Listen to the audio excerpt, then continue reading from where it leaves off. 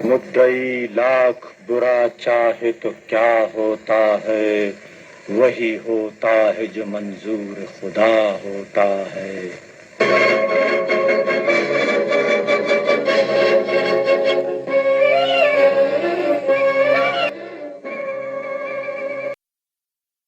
क्या नरगिस दत्त, संजय दत्त की मां, उन्होंने 1949 में दिलीप कुमार पे गोली चला दी थी?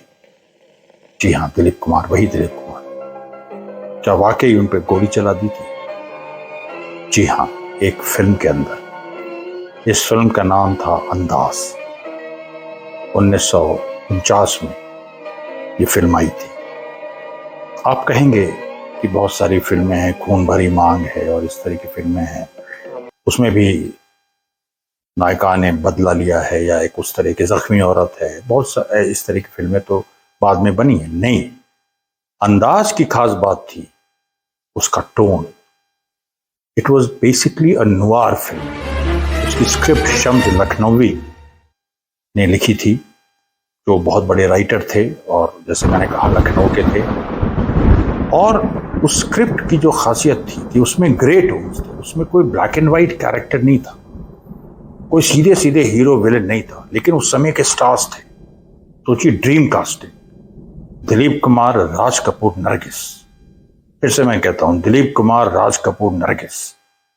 जिससे आज कोई फिल्म बने या आज से 7-8 साल पहले कोई फिल्म बनती जिसमें शाहरुख खान, आमिर खान और ऐश्वर्या राय होते, तो सोचिए वो फिल्म कैसी होती। या कोई फिल्म बने जिसमें रणवीर सिंह, रणबीर कपूर और आलिया भट्ट हो, वो कैसी फिल्म होती है। वो ट्रायंगल हो और उसमें जबरदस्त टकराव हो और इमोशन हो।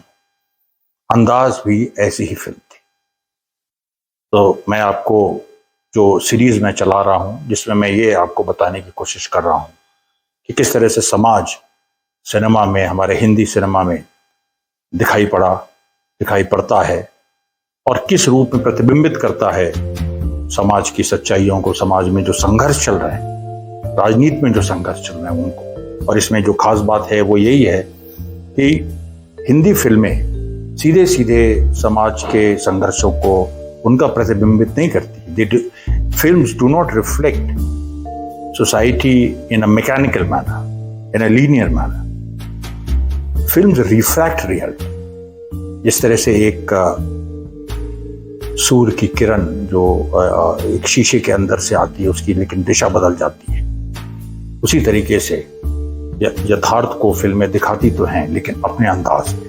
और अंदाज की हम बात ही कर रहे हैं। और इस फिल्म में जो सब्जेक्ट मैटर था, वो सब्जेक्ट मैटर ये था कि इसका जो नरगिस का कैरेक्टर था, वो एक जो राय साहब उस समय होते थे, आज़ादी के पहले अंग्रेज़ों के साथ जो एलीट्स होते थे, उनको राय साहब का खिताब दिया जाता था। वो बहुत ही ठाट बाट से रहते थे। उनके कई बंगले होते थे, कुछ बड़े शहरों में, कुछ पहाड़ों में। और इस फिल्म में उस तरह के राय साहब का चरित्र, नरगिस दत्त के फादर गाउन पहने हुए और वो पूरा पाइप से स्मोक करते हुए, और नरगिस दत्त की भी जिस तरह से परवरिश उन्होंने की थी, आप सोच नहीं सकते हैं कि आज भी वो एक बेंचमार्क है। आज जितना भी आप मॉडर्निटी की बातें कर लीजिए और आज जितना भी मॉडर्न हीरोइंस आपको दिखाई जाती हैं, वो उस तरह से उस लेवल पे अभी भी लोग नहीं पहुंच पाए हैं जो नरगिस का कैरेक्टर था अंदाज 1949 की फिल्म में। उस फिल्म में नरगिस बूट्स पहनती हैं, ट्राउजर्स पहनती हैं, she rides a horse riding वो करती हैं, अपने साथ पूरा विप लिए हुए होती हैं। और ऐसे ही एक समय जब वो इस तरह से घुड़सवारी कर रही होती हैं, तो उनकी मुलाकात दिलीप कुमार से होती है, जो एक वो भी अमीर आदमी है लेकिन न्यू रिच है, अफ्रीका से आया है धन कमा के। ये भी बड़ा इंटरेस्टिंग है कि ये ट्रेडिशनल एलीट, एक जो फीमेल रिप्रेजेंटेटिव है उनकी, उससे एक न्यू रिच बैकग्राउंड से आए हुए दिलीप कुमार मिलता है। दिलीप कुमार और नरगिस में दोस्ती बढ़ने लगती है और धीरे धीरे, जैसे उस समय का पूरा अंदाज था, दिलीप कुमार नरगिस के करीब आने लगते हैं और हमको लगता है कि दोनों में एक कहीं ना कहीं संबंध बनेगा। लेकिन अचानक नरगिस एक बात कहती है कि उनकी तो सगाई हो चुकी है, और जिस आदमी से उनकी सगाई हुई है, राज कपूर, जो राज कपूर का चरित्र है, वो बाहर पढ़ रहे हैं और अब वो आने वाले हैं भारत, विलायत में पढ़ रहे हैं, भारत आने वाले हैं, और उसी तरह के ख़ानदान से हैं जिस तरह के ख़ानदान की नरगिस है। वो न्यू रिच नहीं है, ओल्ड एलीट के ही हिस्से है, और उनसे उनकी सगाई हो चुकी है और अब शादी होगी। और इतने कैजुअल अंदाज में नरगिस ये बात कहती हैं। पहले उनके कई सीन्स में वो दिलीप कुमार से, जो आज हम फ्लर्टेशियस अंदाज कह सकते हैं, लगातार उस तरह से वो इंटरैक्ट करती हैं, फ्लर्ट भी करती हैं, सब कुछ। और सबसे जो अहम बात है कि दिलीप कुमार को वो बताती नहीं है। दिलीप कुमार जब तक उनसे एक पूरी तरह से, मतलब आप ये कहिए कि उनका आशिक नहीं बन जाता, उनसे वो बताती नहीं है कि उनकी सगाई हो चुकी। लेकिन इसमें भी नरगिस कोई वैम्प नहीं है, उनका अंदाज है, वो नहीं बताएंगे। क्यों बताएं? क्यों बताएं? ये एक अंदाज है, एक दौर की एक जबरदस्त नारी आप कह लीजिए, विमेन कह लीजिए, उनका अंदाज है, उसने नहीं बताया।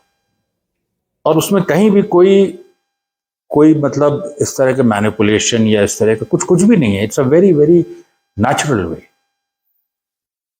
फिर राज कपूर आते हैं, राज कपूर से ये मिलाती हैं दिलीप कुमार को, बिल्कुल कैजुअल सेंस में कि मेरे दोस्त हैं। राज कपूर भी दिखता है कि भाई फ्री थिंकिंग, थोड़ा सा उस स्तर के आदमी हैं, और वो भी बड़े आराम से तीनों घुल मिल जाते हैं। नरगिस की शादी हो जाती है, लेकिन दिलीप कुमार अंदर ही अंदर एक ऑब्सेस लवर के रूप में तब्दील होते जाते हैं। इसी तरह का कहीं ना कहीं कैरेक्टर या इसके स्ट्रेन आपको शाहरुख खान में भी 1990s में मिल जाएंगे। लेकिन हम वापस अंदाज में हम जाते हैं। दिलीप कुमार एक ऑब्सेस्ड, धीरे धीरे उनको ऑब्सेशन बढ़ता जाता है, और नरगिस बहुत ज़्यादा थोड़ा बहुत चिंता जाहिर करती हैं, लेकिन वो बहुत ज़्यादा केयर भी नहीं करती। अच्छा, उसमें आप देखिए, there is a certain kind of individuality. एक जो व्यक्ति की अपनी ऑटोनॉमी होती है, एक अपनी स्वायत्तता होती है व्यक्ति की, वो उसमें दिखाई देती है। कि महिला जो बाद में जैसे सती सावित्री के बहुत सारे रोल्स आने लगे, स्टीरियोटाइप हो गई, तो वो बहुत सारी चीज़ें वो बताए ही है, ज़रूरी नहीं है। And it works brilliantly because films are made to issue, they are meant to issue ambiguous statements. और इसी पूरे उसमें एक हिंदी फिल्म, जो थीम्स हॉलीवुड में उस समय दिखाई जा रही थी, जो फिल्म नुआर का ट्रेंड हॉलीवुड में चला था, थोड़ी सी फिल्म जिसमें डार्क मोटिव्स हैं, जिसमें एक सेक्सुअल अंडर करंट है, इस तरह की फिल्में जिसमें सीधे सीधे black and white hero heroine नहीं है, जो महिला का किरदार है वो कहीं ना कहीं अपने साथ एक डबल एज्ड वेपन है। वो इस तरीके का आपने सोचिए आप 1949 में हिंदुस्तान में ऐसी फिल्म लिखी गई, बनाई गई और ज़बरदस्त हिट हुई। कहानी पे वापस आते हैं। इसी दौर में जो फिल्म में हो रहा है, राज कपूर को शक होने लगता है कि दिलीप कुमार और नरगिस में कुछ संबंध रहे हैं, और इस शक के चलते ये यहाँ पहुँच जाती है बात कि राज कपूर का भी अपना जो एलिटिज्म है, और वो जो एक बात है कि एक नीचे के तबके से उभरा आदमी, देखिए उसमें केवल जेलसी नहीं है, उसमें एक क्लास एंगल है, क्लास एंगल, वर्गीय एक पहलू है। और उस वर्गीय पहलू में राज कपूर के अंदर ये आता है कि ये जो एक न्यू रिच बैकग्राउंड से एक आदमी जो उभरा है, ये हमारे एलीट सोसाइटी में ठीक है, तब तक ठीक है जब तक दोस्ती है ये, अब तो ये कहीं ना कहीं हमारी पत्नी से इश्क तो नहीं लड़ा बैठा है, दीवाना तो नहीं हो रहा है। और नरगिस भी इस चीज को एहसास उनको होने लगता है that she is outstepping her class limits। बात यहाँ फिर वही है कि कोई उसकी बात नहीं है कि कोई ग्लानि है या कुछ है, एक वर्ग की बात है। और उसी वर्गीय गुस्से में एक जो इलीट, एक अपर क्लास इलीट का जो एटीट्यूड होता है, वो राज कपूर एक सीन में रैकेट से दिलीप कुमार को मारते हैं और उसके बाद दिलीप कुमार का दिमाग खराब हो जाता है और वो और ज्यादा ऑब्सेस्ड हो जाते हैं। नरगिस के वो करीब आते हैं, करीब आने की कोशिश करते हैं। नरगिस समझ जाती है कि अब दिलीप कुमार की जिंदगी का कोई मतलब नहीं रह गया है और पिस्तौल से वो दिलीप कुमार को गोली मार देता है।